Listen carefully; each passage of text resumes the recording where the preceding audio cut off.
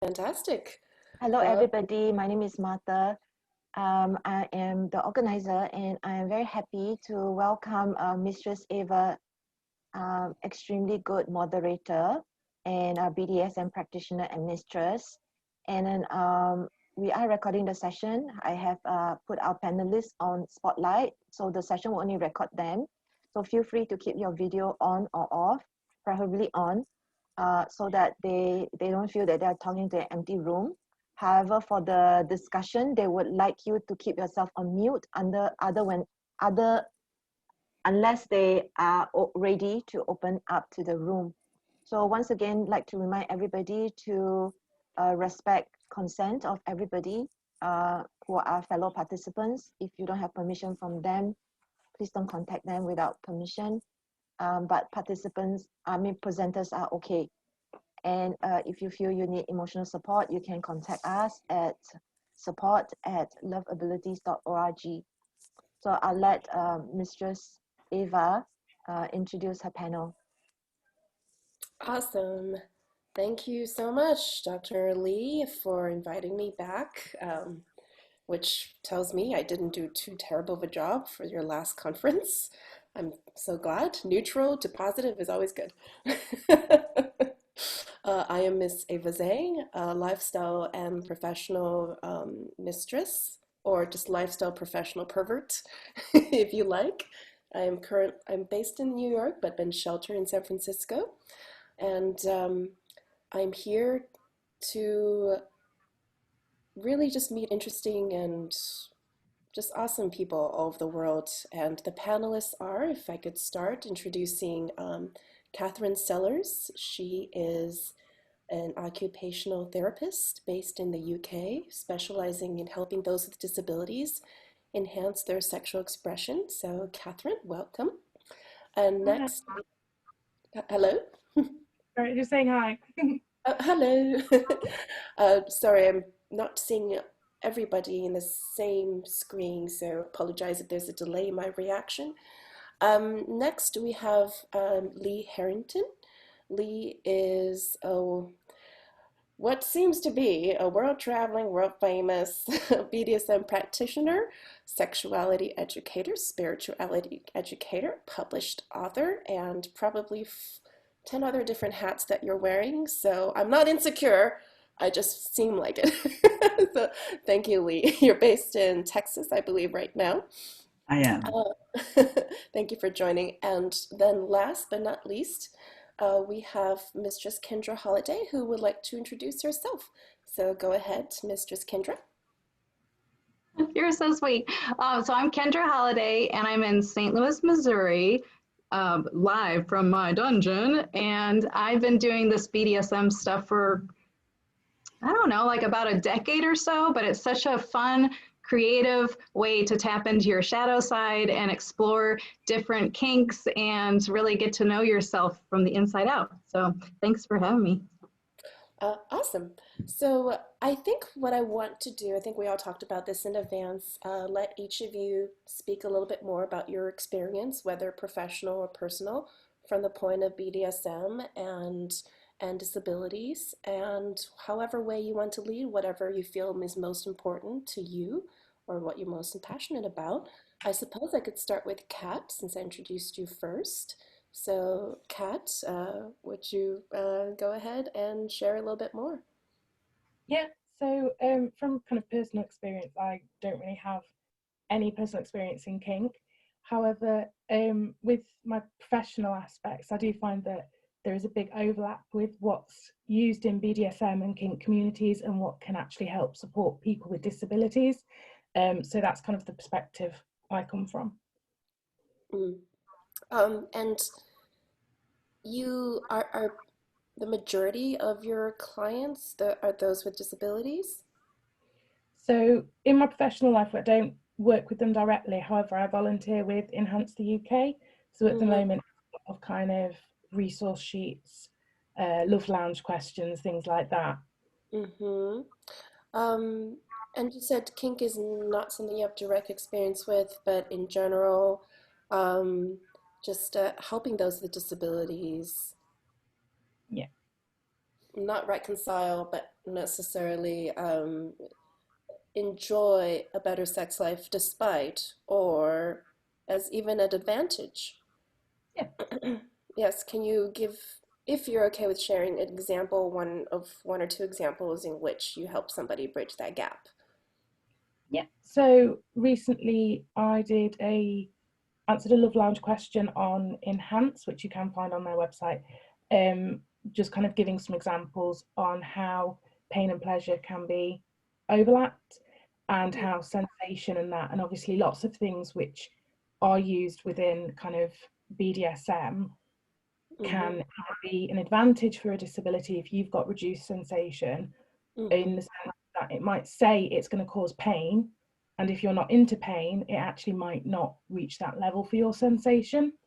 But then equally on how to achieve pain if that's what you're into, but don't have the sensitivity to do so as easily. So it's that kind of understanding how to balance out reduced or increased sensation, and obviously the major sensory input you get during anything like that. And the other one is kind of the equipment that you get. So restraints and that, obviously, if you're in a kink scene, you don't want to spend ages tying somebody up only to have to untie it all to get them to change. So you'll often find that you can get somebody nice and tied up and then turn them over quite easily, which if you have somebody who can't move certain parts of their body and can't be positioned very easily, that's quite helpful. I see. Oh, thank you so much. I remember when we met prior to this, I asked you, are there any things within your industry in terms of servicing those with disabilities that needs to be improved on in the UK? Can you tell us more about that? Yeah, so at the minute in the UK, there isn't really any services for people with disabilities to access kind of sexual support in the way that's available through kind of what Kendra does, not to pick on Kendra at all, but through things that Kendra does, that we talked about. And actually what that creates is that a lot of people with disabilities access illegal services, and they are effectively committing a crime themselves. You know, I'm not going to share my personal opinion on that. That is the law. And it can actually put them in a very vulnerable position, because there are obviously people in the world who are going to take advantage of people who have what may be an additional vulnerability, and anybody is more vulnerable during a sexual activity. So you then add in limited movement or something similar, being in a sexual situation, and people which may be intentionally exploiting that, and then no kind of legal regulations about it. So it can create quite a dangerous situation for a lot of people. I'm not saying that making it legal would resolve all that. It's just the current situation with the law at the moment. Thank you for bringing that to our awareness. Appreciate it. That is unfortunate. I think it is something that, you know, whether you're born with a disability or whether you acquire one later in life, to continue living one's life in sexual wellness is, I think, an essential service. So they should legalize that pretty soon, like today. So thank you so much for giving us insight into that in that part of the world. I think, sorry, if in the area of the world, obviously we have at the NHS and like government provided services, it becomes such a tangled web when we say like legalize it, because it's like, okay, so who's responsible for it, and if something goes wrong, who's the cops for that? So I do find that whilst the NHS is an amazing service, there are certain liberties that in kind of more private healthcare sectors that you then don't have in that. So again, it's trying to unpick it all and do what's best for everybody, and we can't solve it in a day, unfortunately. Well, thank you for sharing. I think this might lead, if I can move this conversation, I think to Kendra, Mistress Kendra. How would you like for me to address you? by the way? Oh, you can call me Goddess. Just kidding. Whatever you Kendra, want. Kendra's great. I am so happy to be in this space since I can't do so many sessions these days. So it's really nice. I do identify in my personal life as submissive, and I do have a partner who is my dominant, but I do a lot of pro-dom work, and I feel like the work that I do is very cathartic and healing. So I find vanilla sex to be amazing and good and a very good baseline for everyone to be able to experience if they want to. For me, BDSM is like more advanced level, and it requires more adaptability and communication and creativity. And that's where I think it fits really well with disability. I've learned so much working with people with disability in a therapeutic setting. And then when we've developed that physical foundation and some level of trust, then we can talk about fantasies and power exchange and get into some other sensations. Can you give us an example of a client that you've had anonymously, a client that you had who does have a disability, and how were you able to help them experience kink still? If continue, sorry. Oh yeah, well, one example is some of my clients have very much a medical phobia. They do not like medical role play at all, but others choose to create a scene involving medical role play. So you can see my medical bag in the background, my nurse uniform. And so it's really fun to be able to set the scene and talk about limits and what you want and don't want out of the scene. And then we have the outline, but then we improvise with it. And then you're able to have a closeout and have the aftercare afterwards to process. And that can be so therapeutic, because oftentimes we've gone into medical situations and we're being kind of pushed around and things. And this gives you the control to act out and maybe be a little bratty to the nurse or have the nurse cross a line or something. It's just fun, creative adult playtime. So that's an example. Was there any such an instance in which a client's disability actually served as an advantage in the play space? Yes, like everything is better because there's more communication.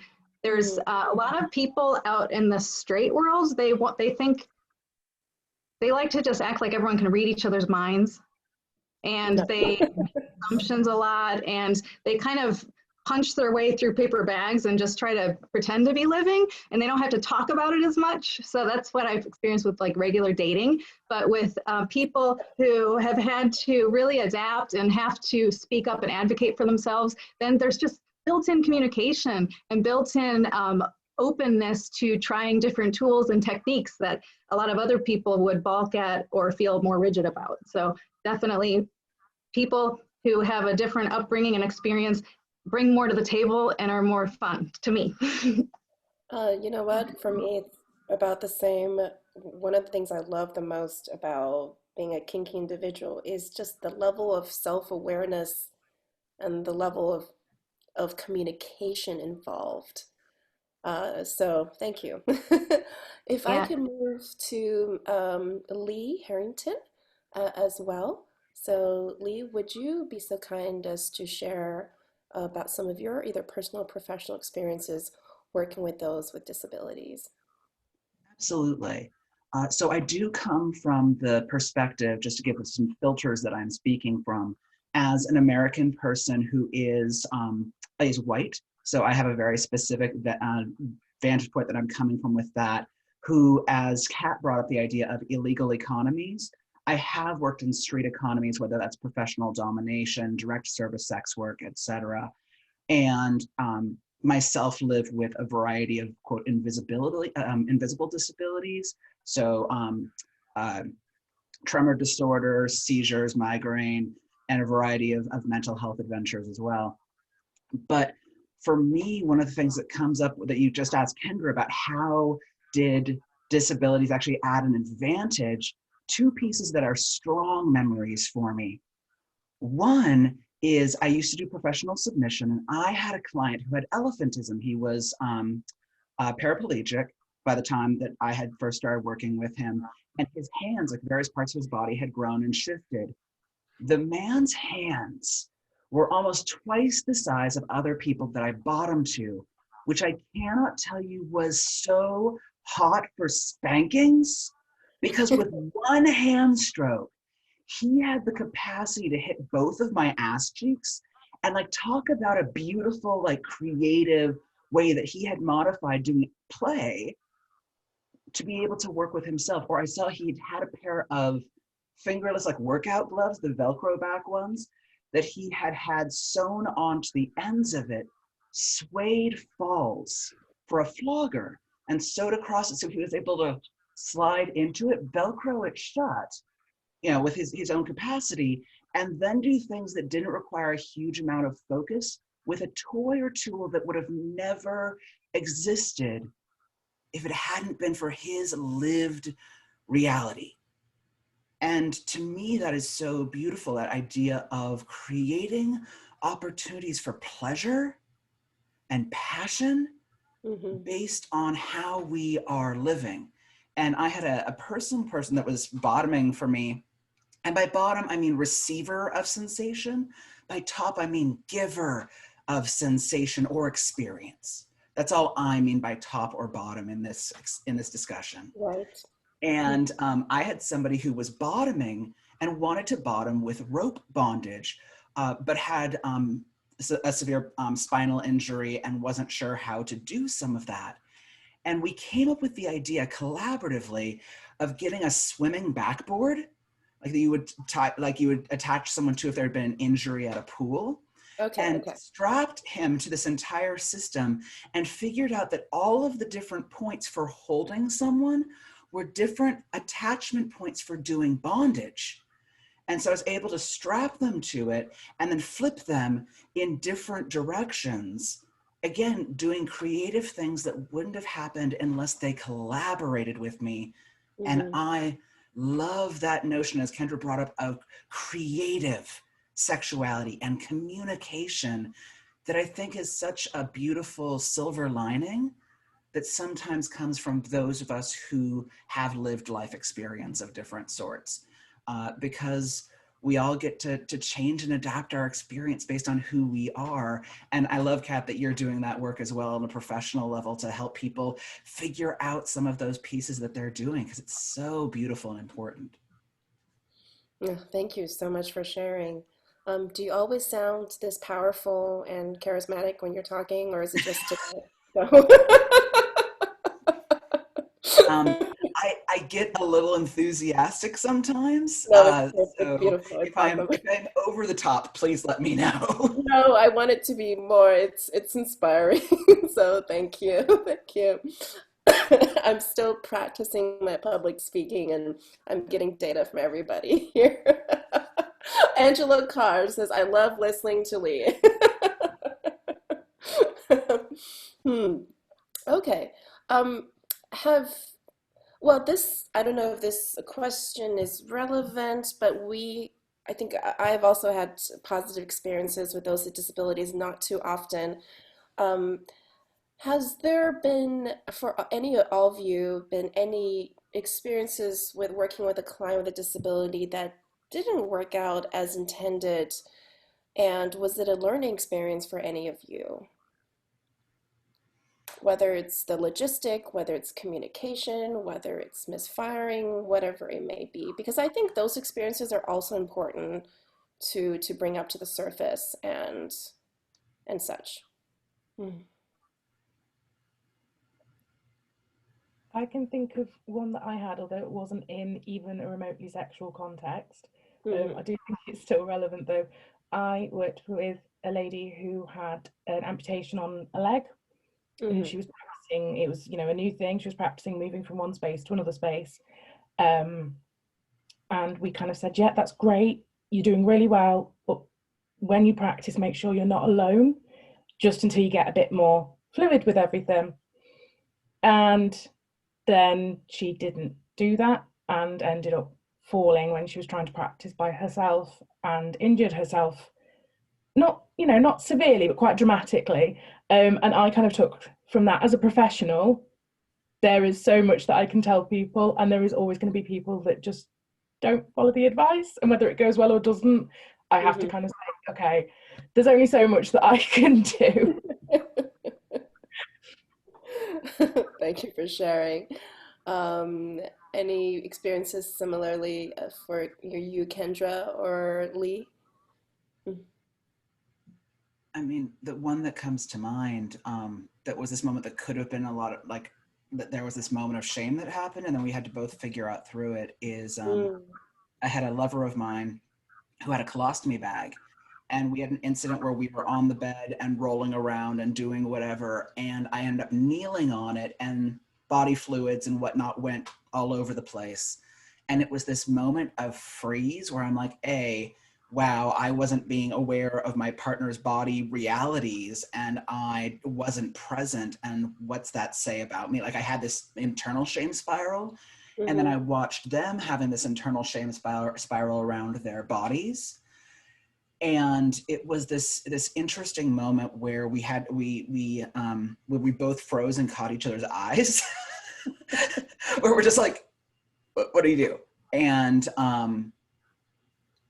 it was this moment where I went into a very professional headspace and did, quick cleanup and move things around.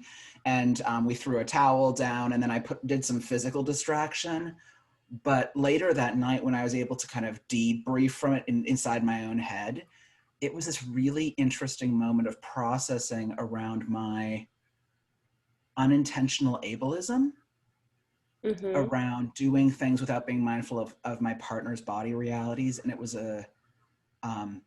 really interesting as somebody who is predominantly able-bodied. I have joint problems from time to time and have to be in a chair, but for the most part, that's not my day-to-day. And it was really interesting for me as an predominantly able-bodied person to process some of that. And then afterwards, in future play, having him be cautious around that. Like next time he and I played, I saw him that he strapped things in tighter to his body. And I'm like, wow, my unintentional thing caused him to change his sexual realities. And I'm still like, that was a decade ago, and I'm still kind of processing that one, because there's this mix of shame and change and how those things all blend together.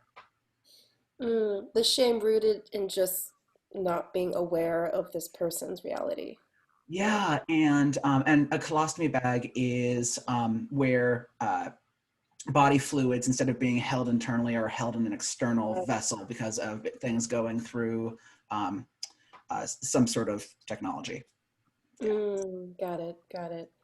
Well, this is a question also for all of you again.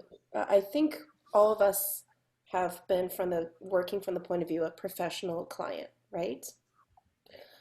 When we make contact with a client with a disability, what is the etiquette there? And I'm asking this from a place of pure ignorance, but also wanting to learn more.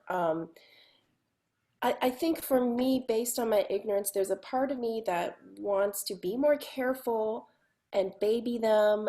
And I feel like that might be unintentionally insulting to them. And so, what do you guys recommend for when working with someone of that nature? Whenever I engage with a new client, I do a 1-hour talking consultation and intake where I talk about past history, current situation, what goals they want to work on, what turns them on, and I do, matter of fact, ask if they have disability or are they taking any medications, and what, and then it's just matter of fact asking everyone the same question, and everyone has different answers. And then if it's one I haven't heard of yet, then I start researching the heck out of it, and I let them know. I always disclose if I've had experience working with someone with that types of disability or not. And then I let them know as we go along, do you want to learn together? Do you want to, so that I can learn with you and we can see where this all goes. So. Oh, that's interesting. You actually just ask them straight out, is there a disability that I should be aware of? Okay. Yeah. I sometimes just ask, is there a medical condition that you think I need to know as a professional? Okay, good to know. Thank you. I think for me, actually my second client, this was like 9 years ago, my second client did not tell me that he had a disability. I drove 2 hours to his house and only to see that his fantasy that he was sharing with me, what he wanted in the session, is completely unrealistic to what we can actually do. And it just kind of put me in a nervous place in terms of this. We talked about what we were going to do, and I realized I can't. And I didn't have the skill set to properly address that. He should have told me a few things, but then again, I'm not sure if I should have said that. So thank you for sharing that. Ever since then, I do ask a more general medical issue. I don't know if in my application form, should I put the word disability in there? What do you suggest, Kendra?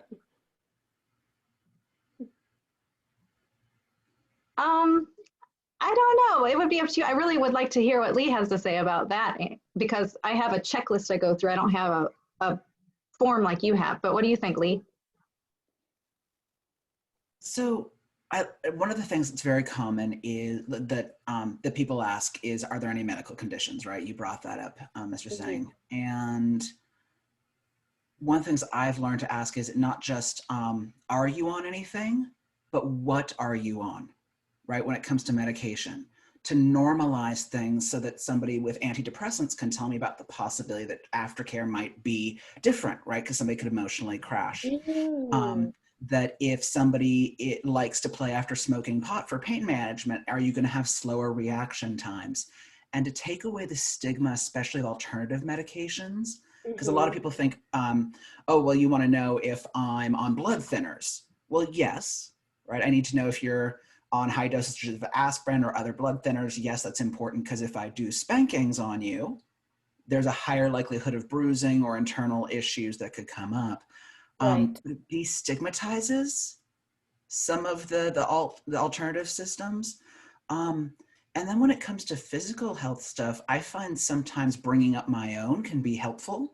Yeah. So for me saying, you're wanting me to tie you up, I have a seizure disorder, to let you know I tend to do stuff that's not 100% unescapable, or I let people know safe calls. So if something comes up, somebody else can take care of you, because I would hate to have that be an issue. I've never had a seizure during complex bondage scenes, but I have had a seizure in other situations. And so therefore I would like to take care of you. And sometimes giving examples, whether it's a previous partner that we've had or of our own life experience, and that vulnerability can sometimes help too. Thank you for sharing that. Framing the question in a way that's normalizing instead of Yeah. kind of investigative. I definitely much more gentle approach. Thank you. Which I guess it's my next question is, when we approach a new client or even just a new partner in our personal lives, how much of our own disabilities, whether it's our mental health or physical health, do we need to disclose? Is it everything, or is it only things that which will be relevant to play? What are your opinions on this? I mean, Kat, you're helping advise people, so I'm curious what advice you're giving folks. So in that respect, I would say, if you are comfortable to disclose everything, then I would, because what you don't want to happen is for something to suddenly become relevant that you didn't think would be in the middle of a scene or in the middle of some type of situation where it could actually be dangerous potentially. So obviously what you don't want to do is put yourself or your partner in a situation that you're uncomfortable with, whether that is what you disclose or whether that is the situation you end up in. So yeah, if you are comfortable to do it, then I would 100% say do it. If you're not, I think that what you need to do is have a really good sit down with yourself or a friend who you're able to speak openly with, and kind of really hash out, right, what shall I say? When do I feel I might be able to say it? What should I avoid in the meantime? And kind of really know what your limits would be, whether they're what you like or what you physically can't do, until you have spoken to them in a bit more detail about whatever conditions you may or may not have. That makes sense. Thank you so much, Kat. I think my approach, or at least my past approach, which could always be improved upon, is I think I tend to share as much as I think the other person should know, for full consent, and disclosure of relevant facts. If I am not feeling well, if the other person has a sexually transmitted infection, those are things that all create this informed consent space, right? But to share everything, like given my whole medical history, I don't know if that is helpful, because sometimes, at least I perceive it as too much information puts the other person in a headspace of risk management, and instead of play, exploration, and pleasure. And I wanted to get your opinions on that as well, Lee or Kendra or Kat. I want to say that I err on the side of overshare. So I don't use their time to talk about myself, but I put everything on the internet. So I have my life milestones, I've got my body modifications, I've got a picture of my uterus online, I've got everything there. And I want people to do their homework and feel like they can come to me comfortably, knowing me inside and out. And then I can get to them, and then we can even the playing field and then decide who's on top and who's on bottom. Fair enough. Thank you. I love that. Yeah, I think that's absolutely beautiful. And one of the places I've had challenges with this is when I've, challenge is the wrong word. One of the places I've had to traverse and figure out systems for is playing with folks who have mental disabilities. I had one client of mine back when I was a dominatrix who he was fantastic, but after like this third or fourth session, he made a comment about living at his mother's house and not having money for food. And I went, you're paying me for my time and energy. What's going on? And he said, well, I've decided to prioritize, sex and touch and play over eating. And it's this, I had to go through these complex Olympics and inside my own mind, like these questions around where are my ethics with that? How do I feel about that? Because prioritizing touch is a real human valid choice, right? Absolutely a real valid human choice. But when I investigated further with him, I said, why are you making these decisions? Tell me more.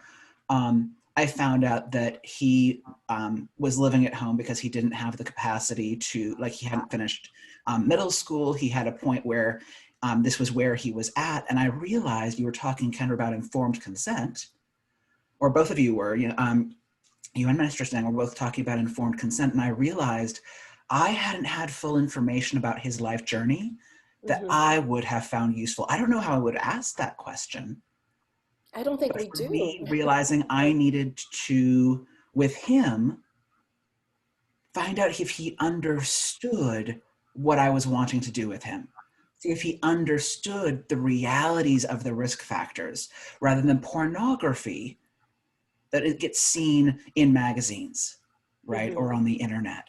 And it turned out that he didn't understand that some of the things we were doing could have really hurt or harmed him. And so we ended up doing one more session, and I ended up after that deciding that I needed him to go and do his own research and make choices and come back to me when he felt like he had more information. I've run into him twice since then. He's a lovely human being, but he was never able to come back with that piece of homework, as it were.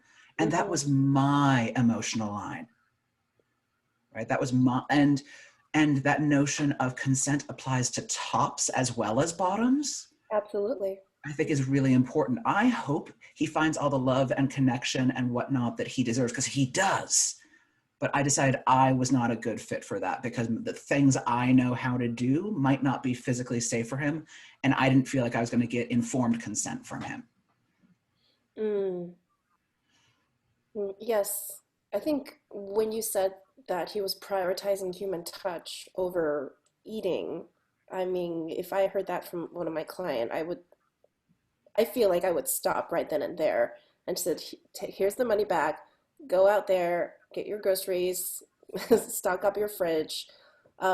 Even though, yes, they're independent adults and they can choose if they want to be touched or they want to eat that day, that's really their responsibility. But at least I'm not part of that decision making that is potentially detrimental to their health. And that goes into individual choices, because sex is on the, and touch is on Maslow's hierarchy of needs. Like, it is a real thing.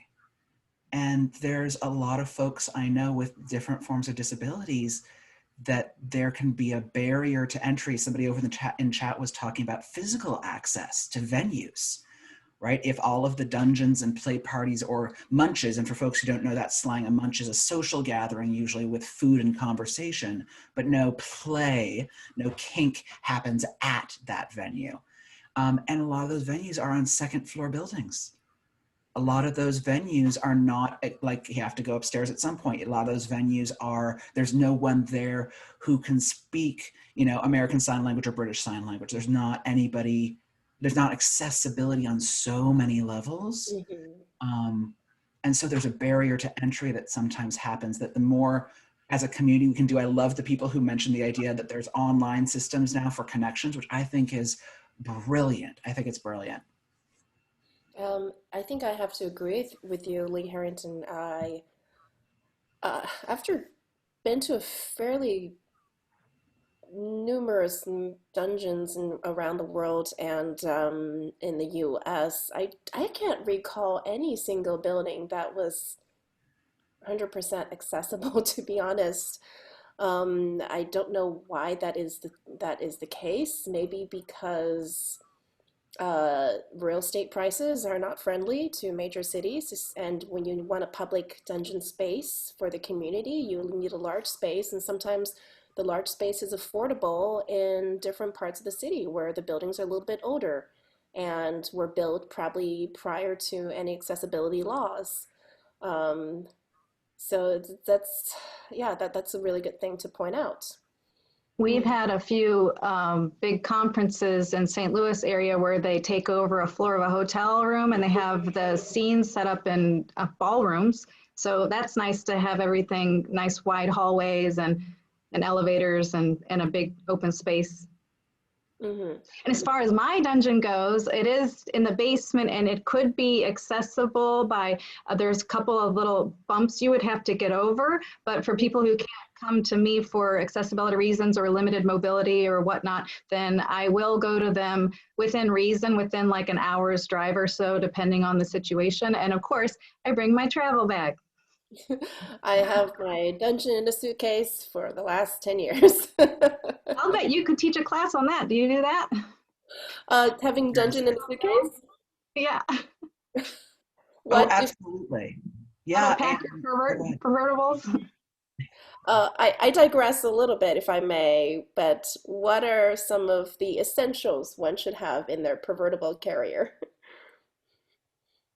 Lee travels a lot too. Yes, for both, any of you. Yes. I always bring my wand. Excellent. And I'll bring usually a hairbrush, a riding crop. Oh my gosh, where did my Wartenberg wheel go? oh. The Wartenberg wheel, if you can see that. Okay. And those are the stables. Are they international friendly, would you say? Do you mean to travel in the suitcase? Yeah. I don't know. I haven't ever tried to get through those things. Here's a little cute baby flogger. And those are fun. So just thinking of things that could cause any sort of lovely sensation, but maybe more intensely as well. So some people like the pain, some people just like to feel. And for some people, cock and ball torture can be actually just being able to feel it. So you have to really take baby steps and learn a person. And I always err on the side of caution. And if anything, since I'm not a sadist, I get a complaint that I'm not hard enough.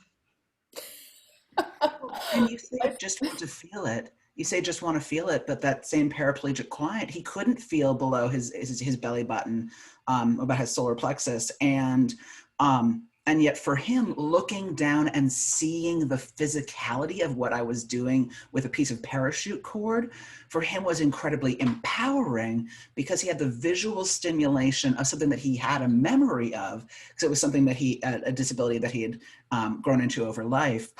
And it was really interesting working with him on those psychological levels, because, and I happen to have manual dexterity. So for me, the travel bag is like 6 pieces of rope and I'm good to go. Hell, 1 piece of rope and I'm good.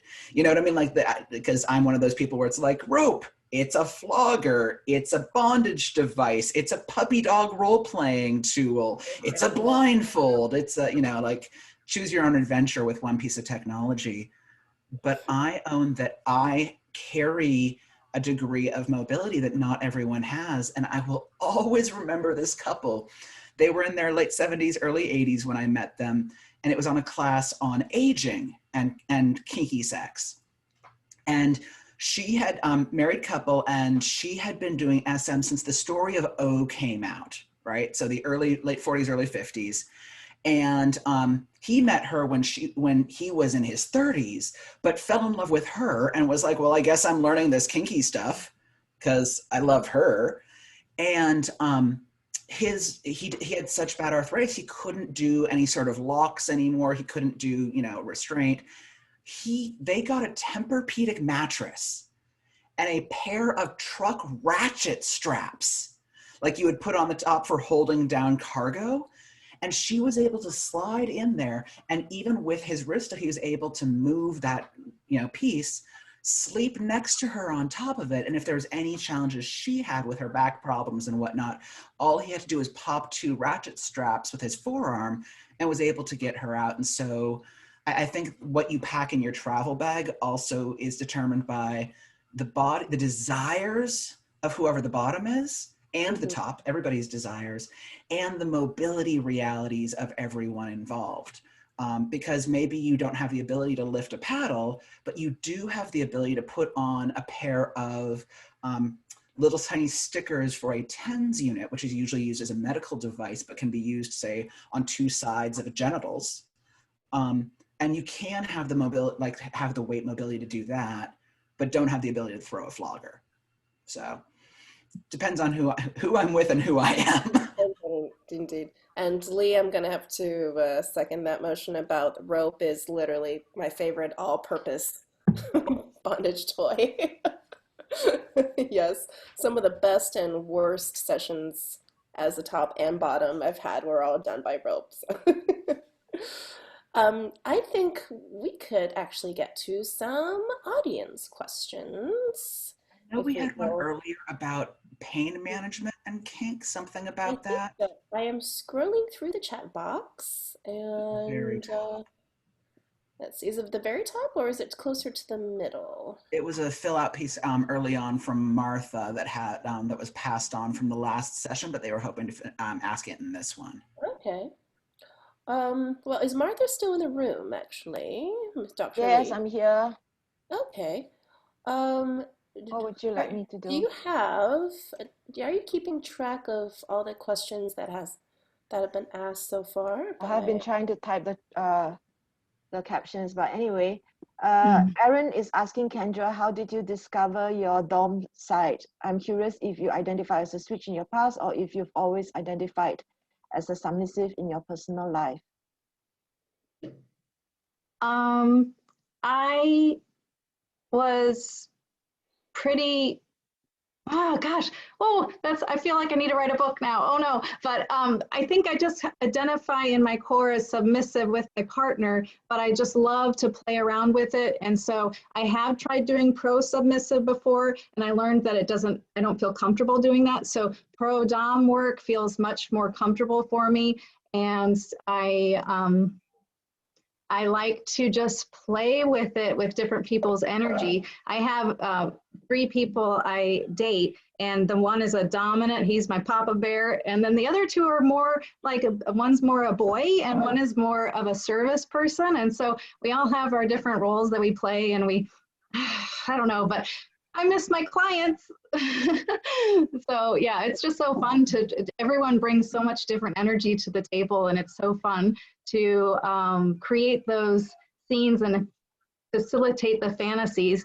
And I think someone had asked if I only worked with people with disabilities, and I work with all types of people, not just people with disabilities, with my kind of therapeutic intimacy work and with the BDSM. To me, BDSM is like the dark side of creative sex, and Tantra is the light side of creative sex, and vanilla is all good too. When you said that you work with all types of energies and you have three partners or three people you're dating, different roles for them and for yourself, I think I completely identify with that. As a general switch myself, I feel like each person's kink orientation allows me to explore a different part of my own personality as well. Yeah. Yeah, yes. There's a part of me that's bratty. There's a part of me that's bossy. There's a part of me that just wants to destroy everything. And I try to find each person who allowed me to unleash that so that, you know, I become full and balanced and I can be nice again in real life. Yeah. That other question was about pain and how you can use BDSM to kind of do pain management and kind of get the endorphins flowing or to combat it. So I'm really curious to hear what people have to say about that, because when I've been with a client with disability, and whether we do kind of a vanilla session or something more kinky creatively, then anything that they had going into it, we always check in to see where people are hurting or how they're feeling emotionally. It's great that they forget that they had the pain and they feel floaty afterwards, and that's good medicine for sure. Yes. Yeah, actually, so I've dropped 2 links over in the chat. The first one is alfredpress.com. It's a series of 4 books. Hell on Wheels, which is about physically disabled dominance. One that's called Kneeling in Spirit, which is physically disabled submissives.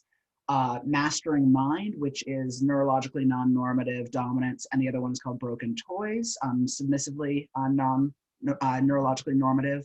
But thinking about this topic, the second link I posted in there is an anthology I felt so honored to get to edit called Spirit of Desire. There's an essay in there by a person named Margot Eve, who lives with fibromyalgia, pretty intense fibro. And she talks about in the essay, and just conversations she and I have had, about the concept that in fibro, she has no choice about the sensation she's experiencing. In kink, she gets to actively consent and be able to, at the end, say no to intense sensations she is getting an opportunity to go into. And so for her, it's an empowering experience to get to play with whether you call it pain or intense sensation or spicy sex, or kink, like gets to do that stuff because it's the capacity to say yes and no, rather than having your body's experience foisted upon you. Right. Because you cannot consent to the former. Yeah, right. Yeah, thank you.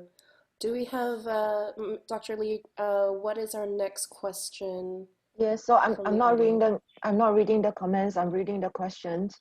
So somebody asked, where can beginners, where would you recommend people who are new to BDSM but curious to start?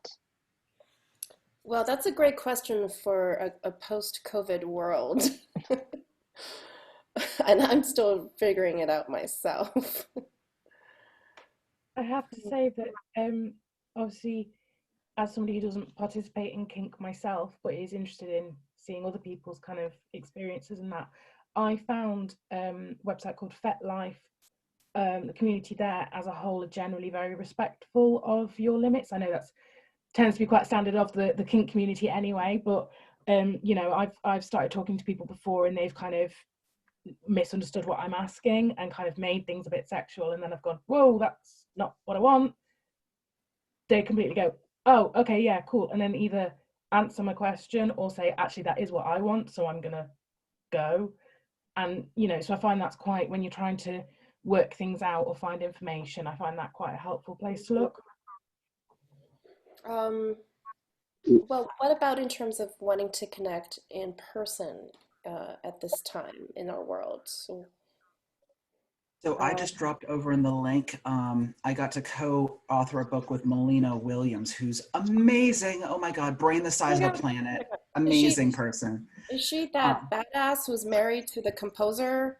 Yes. yes, yes. Oh my God, Um, she's so funny. she's funny, hilarious. Anyway, we wrote a book called Playing Well with Others, Your Field Guide to Discovering, Exploring, and Navigating the BDSM, Kink, and Leather Communities. So if you're interested in in-person stuff, but there's a great pair of books that I'm trying to find the links for right now called the New Topping Book and the New Bottoming Book. I'm just going to just type the names in here Heard of them. because I think they're, for me, they're a really fun way to explore desires and to think about bottoming book. Really fun way to explore desires, think about what you're interested in, because somebody asked, I don't know why I'm into BDSM. I only like pain in BDSM. Do you know why? And for me, looking at those kinds of questions of, oh, I like intense sensation play, Mm-hmm. awesome, but I don't like the idea of erotic restraint. And to think about those ideas, I find really useful because there are people in our communities who are in it because of fetishes, right? They love the idea of smelling rubber, right? Or they love they love the look of people in high heels. But there are people which is what the torture garden community is, which people were talking about in the chat. But for other people, they're there for being made into a beautiful person in decorative rope. And so to figure out what you're looking for, I think is really helpful before you even encounter another person. Brainstorm, have fun, play. Yeah. When I got into this, I don't know, I played with it in high school and then went on with my journey, but really got into it about 10, 12 years ago. And first thing I did is sign up for fetlife.com, which is like the kinky Facebook for people. But I didn't know any better and I jumped in with both feet. And I just want to caution you, when you join there, you're fresh meat. And in St. Louis anyway, we do have some predatory kind of not so nice people on there. So just be aware of that. But it sure is a great resource for groups, discussions, meeting like-minded people, and it has tons of good stuff on there, but you just have to be careful. I think Yeah, and definitely. Oh, sorry. go ahead. No, please, please. Definitely, Kendra. I think as a female, one might be more exposed to predatory behavior, or as a female presenting. Sorry.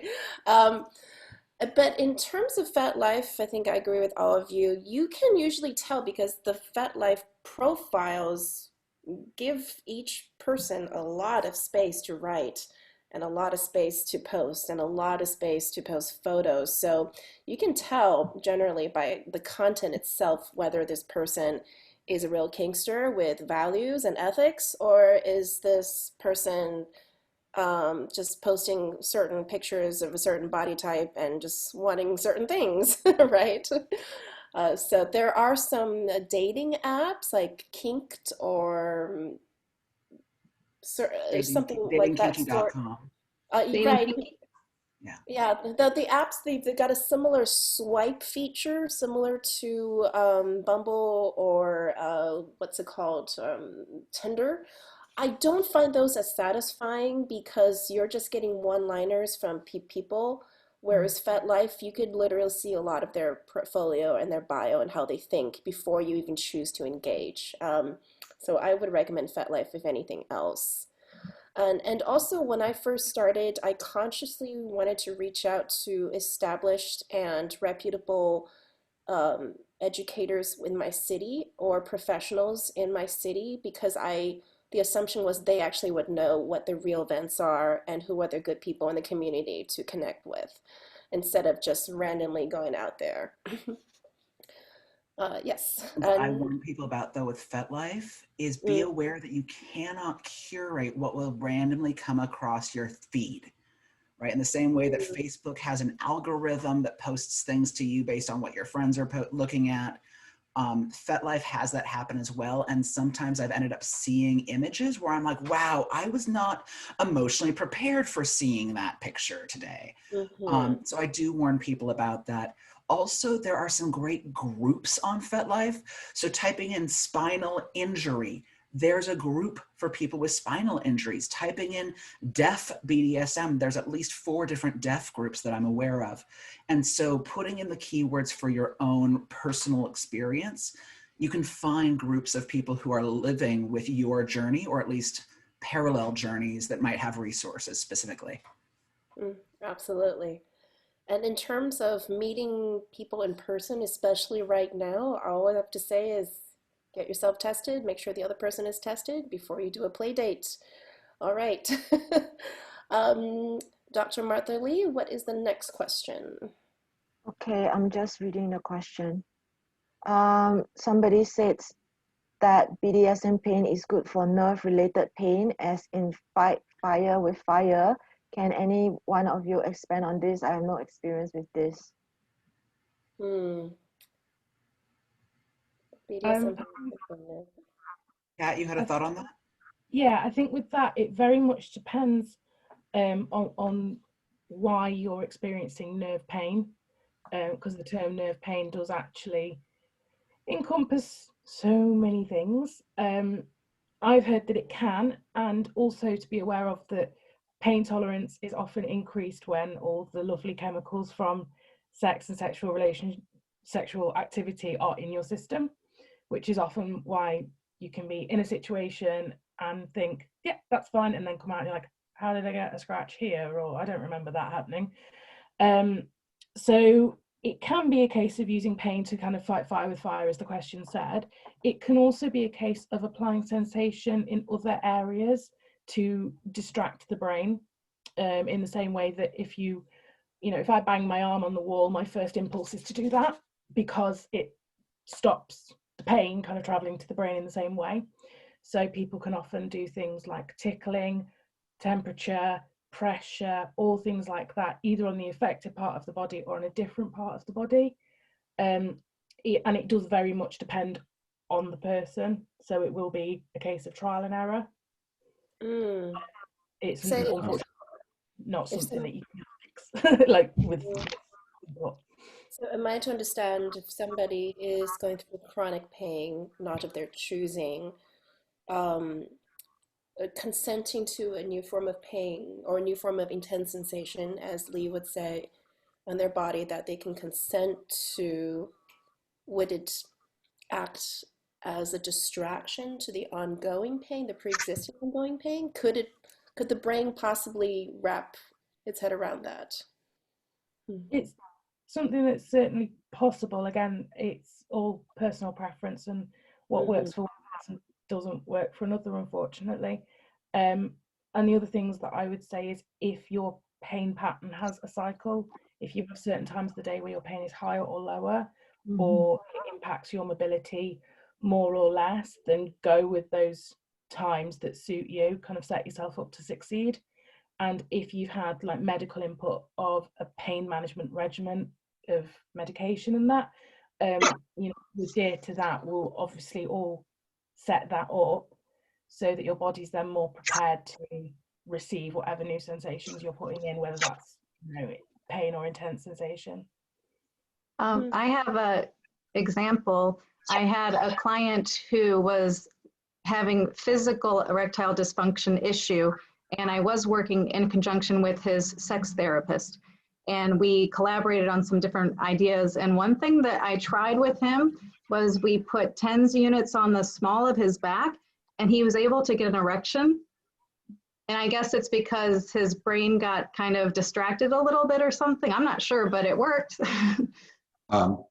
I was just going to say something about TENS units. It's in the question of, can pain be used to block pain? I mean, TENS unit is something used therapeutically when people have pain.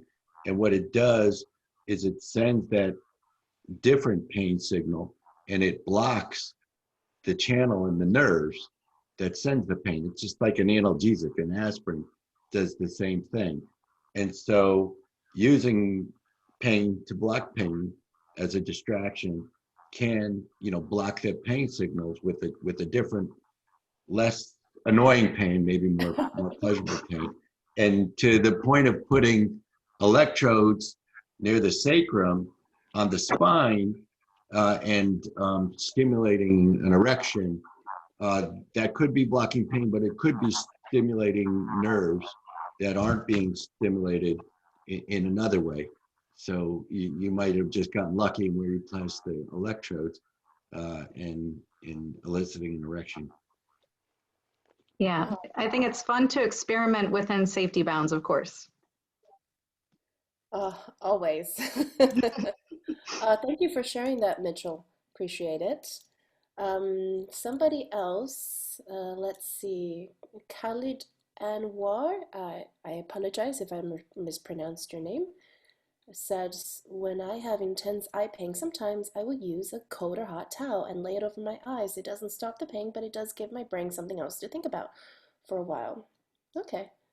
I think that is relevant to what we're just talking about. Next, Miss Tiffany Poland. As a disabled woman, I am upfront on FetLife about my disability, which can be good and bad.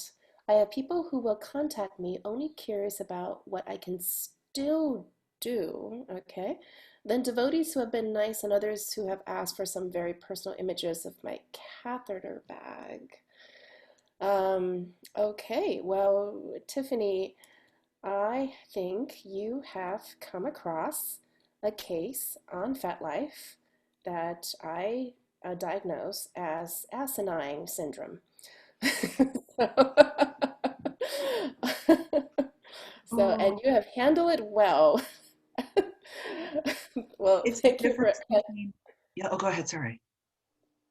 I was going to say, Tiffany, you've handled it well. Knowing who I am, I probably would not have handled it well, so you're better than me. Any suggestions, creative suggestions on how we can, very sassy, thank you. Creative suggestions on how we can deal with these certain types of people other than hitting the delete button? Or is there room for redemption? I think it's a question for me, and this is not around physical disability, but around being transgender. That I get to make my own choices about how I feel about being fetishized, not for being me, but for specifically having the body I have. I know people who are amputees who are contacted specifically because somebody has amputee fetishes. And I know some people who are transgender that are like, I don't care. If they want to fetishize my body, it's not that big of a deal to me. And other people who are like, no, I want to be seen as the human that I am. You're turning me into an object without me agreeing to be objectified. And I think for people who have body differences, making choices around whether that's okay with you, right? Whether you like it, whether you'll tolerate it, or whether you'll be happy with it and celebrate it. Because some people I know actually find that delightful. At least for transgender men, I cannot speak for folks out there when it comes to physical disabilities, but I know trans men who are like, totally fetishize me. I'm a guy with a cunt, right? Like, can I say that word on here? Anyway, I just did. Yes. So I think asking yourself that question, and then if you're not, the question I ask is, oh, are you wanting to play with me because I'm a trans guy? But you don't care about, but you're not interested in who the trans guy is. You just want to play with a trans guy? Or do you want to play with me and are curious about my gender experience? Because like for me, figuring out which one they're coming from, population number 2, as you joked about it, can be remedied. Or like, what was it? What was the word you used? Asinine syndrome. Yes, can have their asinine syndrome receive care.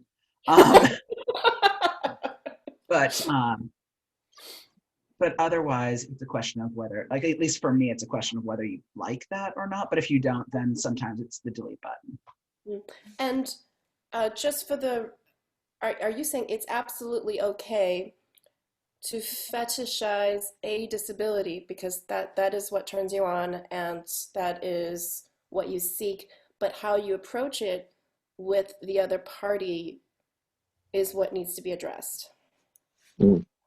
So it's a really hot button question. I will Mm-hmm. own that. And in fact, again, this is transgender community speaking. For transgender community people, there's about half the room who say, no, never do that. You're a horrible person if you ever do. And that's been my experience. It's about half the people I run into are just like, those people are horrible. But I also know a handful of folks that are like, no, actually, it's kind of fun and I like it. So to me, villainizing that percentage of the population, even if it's like 5%, 10%, I'm making up these numbers, right? But even if it's a smaller percent, I don't want to villainize that part of the population. Not my experience. So is it a good thing? It's objectification without permission. Do I prefer if somebody says like, by the way, I think trans guys are hot, but I also think you're hot as a human being? That's a different thing than somebody saying, trans guys are hot. Can I do this thing? And I'm like, hey, you were creepy. I do not have a creepy fetish. I have over time created many blog posts so that when somebody contacts me objectifying me or certain bad behavior, I send them a link, and they probably won't read it, but it helps me like get it out of my system a little bit, and it's very handy. Send them a link, and I've written one on sex positive etiquette for men. I've written one on how to approach a woman. I've written one on, you know, like I've got a bunch of them to choose from. Well, Miss, I may have to say Goddess Kendra here because of what you just said. I think one of the unspoken duties of a dominatrix is to train boys to be men. And that's bigger than BDSM, just some basic etiquette and how to approach women, as you say. And if you don't mind, I would love to read that article. I'll put it, it's got the word whore in it because I identify as a whore, but it's how to approach a woman even if she is a whore.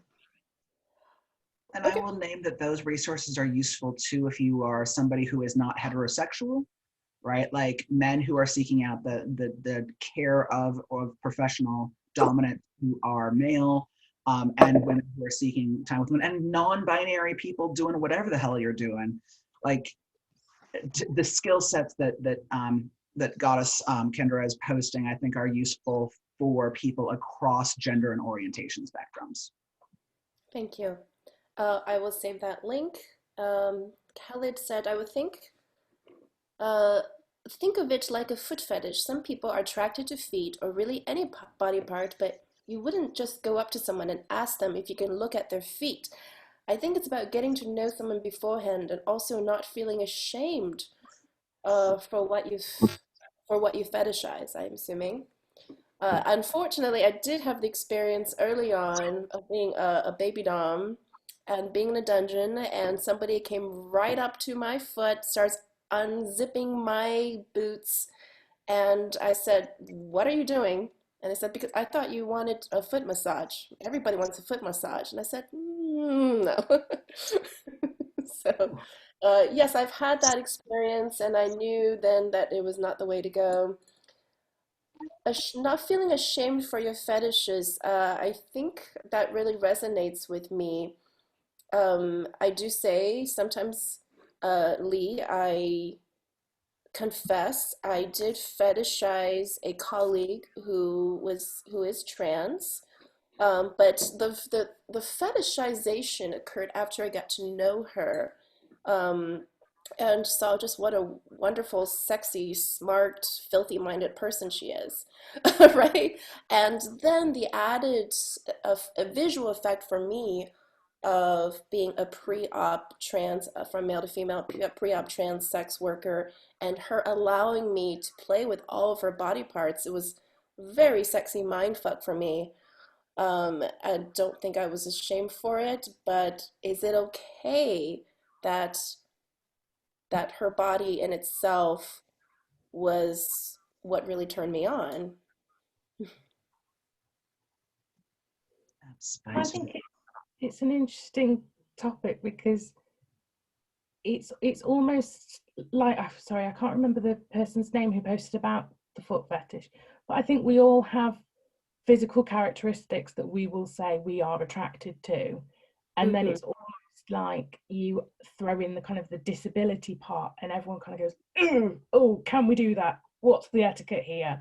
And I think it really is how you execute it. You know, if you particularly are attracted to that situation, and even if that's the initial thing that draws you to that person, if you're open and upfront about what you want, whether that's getting to know them for a relationship, whether that's a, you know, one-off hookup, and you're, you know, respectful of what their boundaries are and what your intentions are, personally, I don't think it's a problem. But it is all about how you approach it, in the same way that if you were out and saw somebody that you thought was really attractive for, you know, I don't know, having a lot of muscles or whatever you like, you wouldn't just go up to them and be like, I like your muscles, let's go have sex.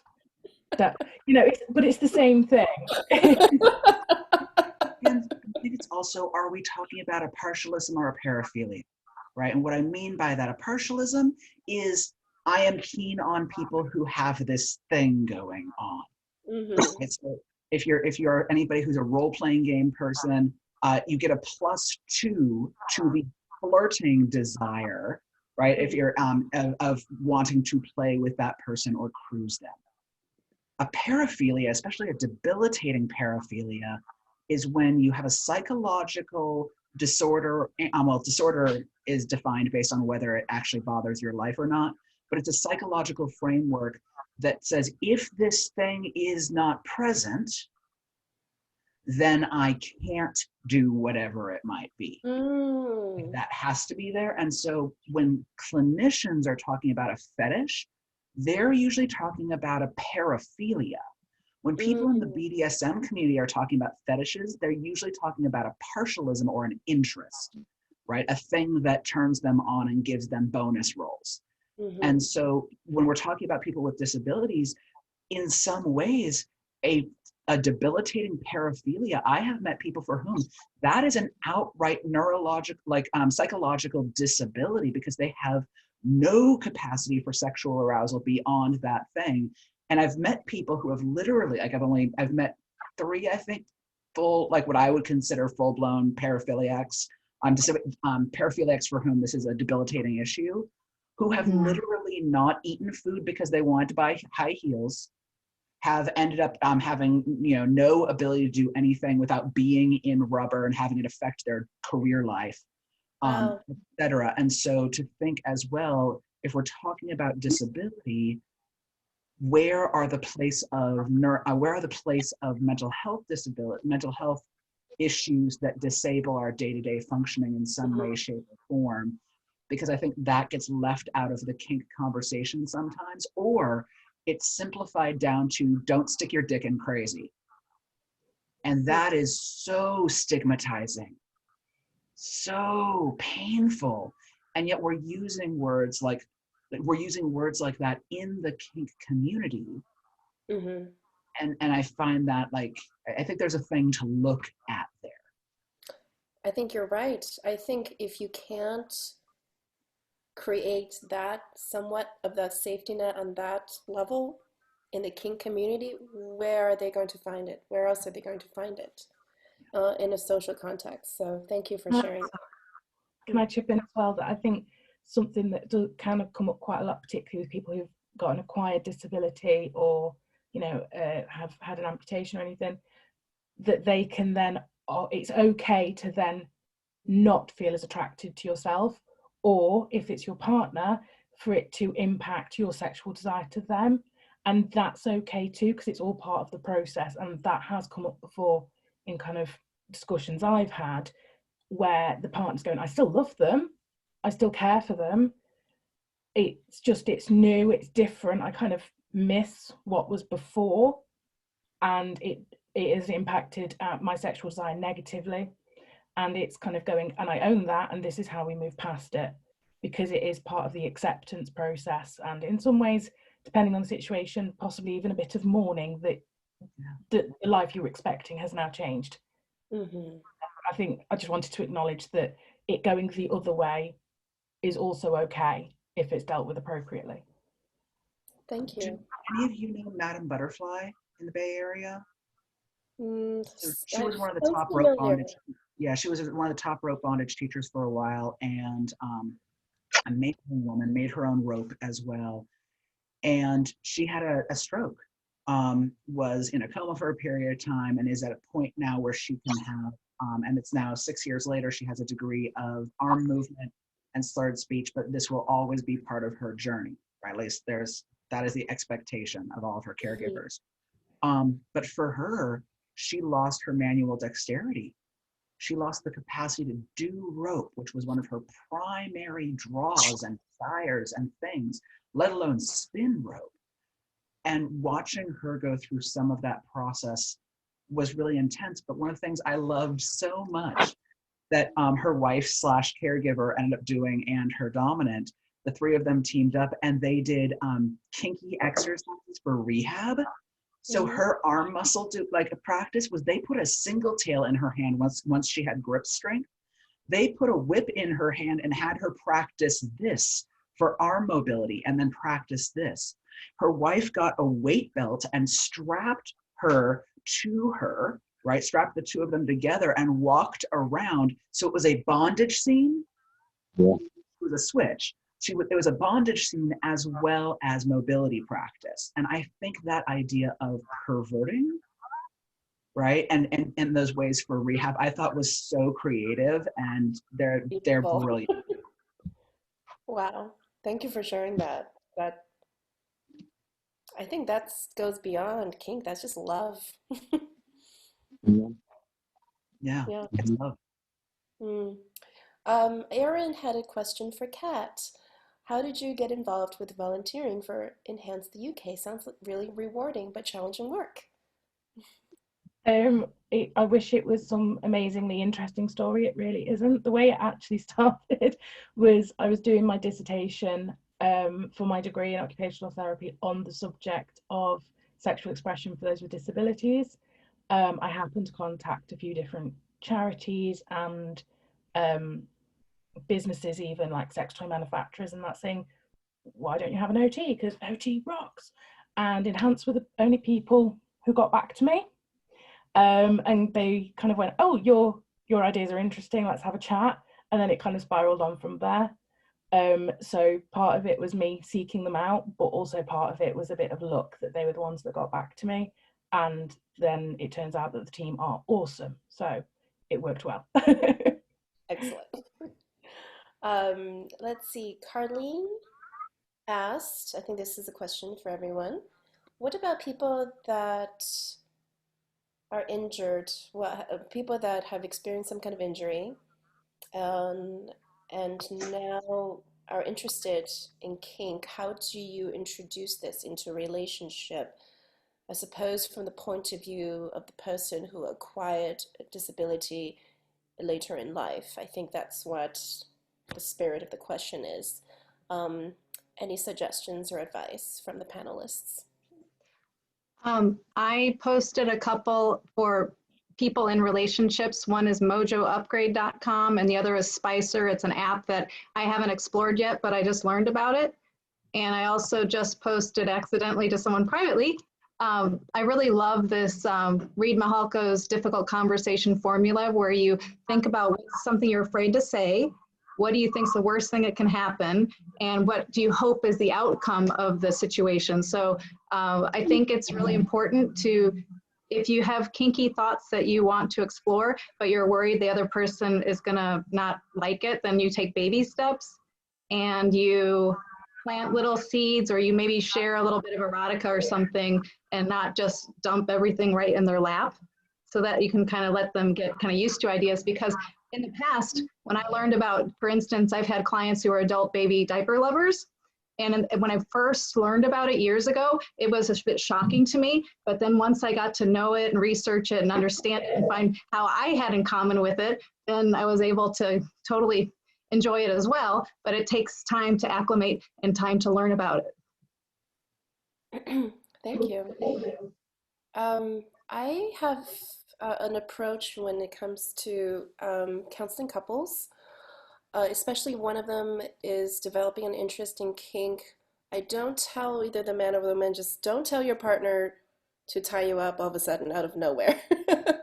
As Kendra says, planting seeds here and there. I actually recommend taking out too much specific BDSM lingo and just universalizing certain emotions or sensations you want to feel that the other person can universally relate to, as in, I want to feel powerless. I want to feel more powerful. I don't want to have to decide. Um, I want to this, all words that are relatable, that are identifiable, pre-existing, identifiable to the person you're communicating with. And then slowly introduce the actual objects, the actual fetish, the actual terms and such. I hope that is helpful. Unless Kat and Lee, you have a different approach. Oh, I love the stripping the language out. Whether people like it or not, BDSM is associated with rich white people. That word. I mean, it just like if we look at the media of it, I mean, it's shifting. But I'll sometimes say things like getting freaky, right? Yep. I want to have some spicy sex. I want to, because there's more playfulness. So I really appreciate you bringing up the notion of change the language up. Mm-hmm. Or I want to experiment, or I had a fun idea. Yes. Or what do you, I saw this in a movie, like that's how it was. But the idea of, I mean, one of the other things I love is Midori, who's a sexuality educator in the Bay Area. Yes. She has what she calls the sandwich method, where it's, you know, your partner is into something. That's the bread, right?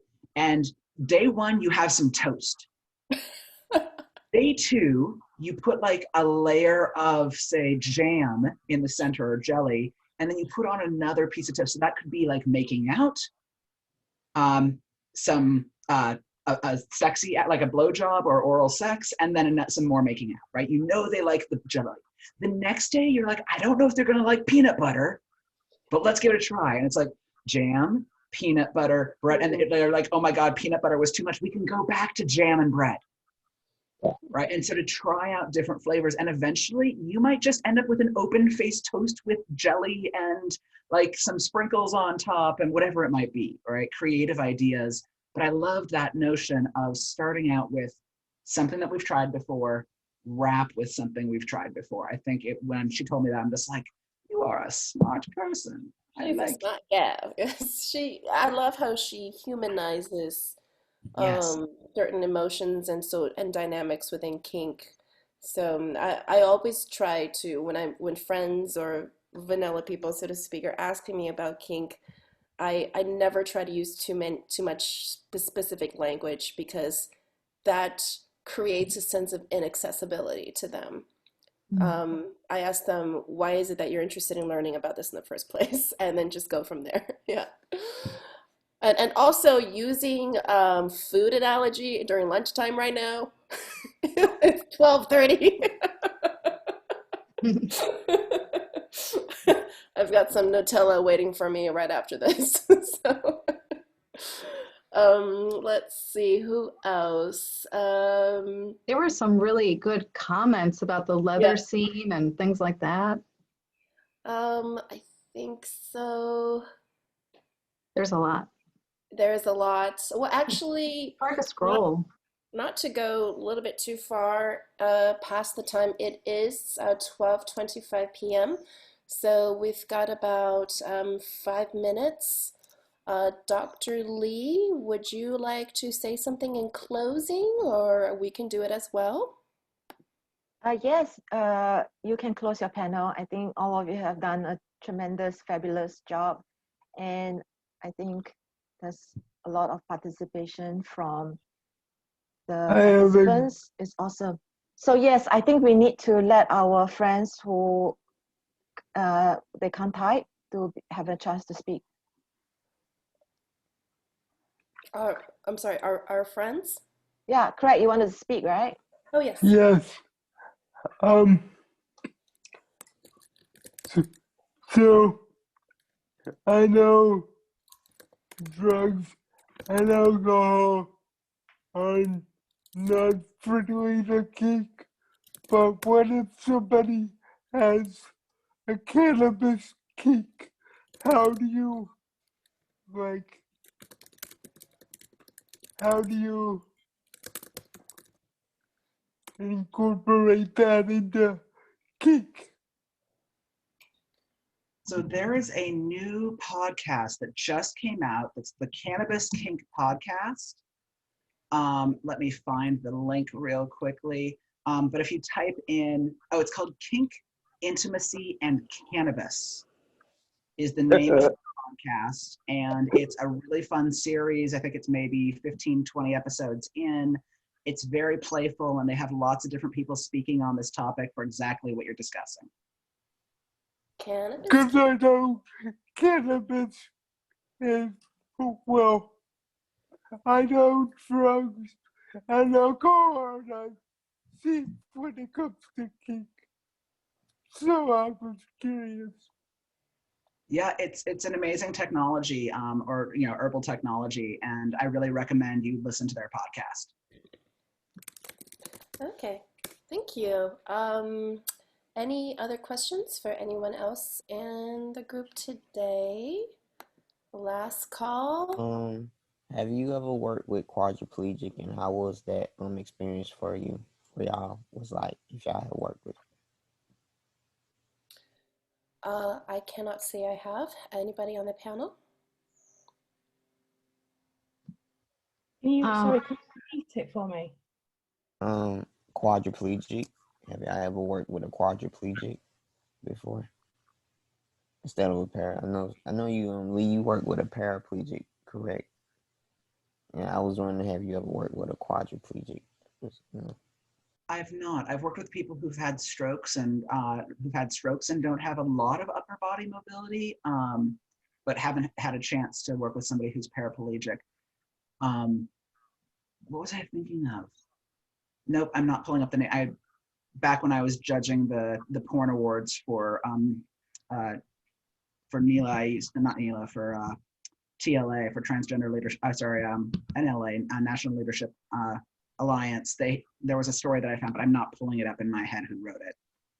But no, I don't. But it'd be worth on FetLife looking up to see if there's any resources. I've worked with a couple. Oh, awesome. And everyone's individual, and so it goes really well to have the intro intake talking appointment only to gain mental rapport, and then do the body show and tell and the body mapping and find out where the sensations are and what sensitivities, and try to figure out the best positioning, whether we're going to stay in a chair or be in the bed, or how we're going to have the best accessibility to different things that we want to do. Thank you. Thank you, man. All right, I think that's all the time we have for today. I'm sorry, did somebody say something? All right, well, you know where to Michael, find. I think Michael Rogers wanted to speak. Oh, Michael? That's why I said shut, because you were done. But two things.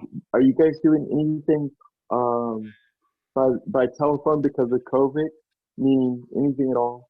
And the other thing was, is there a way we could get I know your emails and everywhere, but could we possibly get an email with your email on it? It's just easier to find it because of my reading dilemma.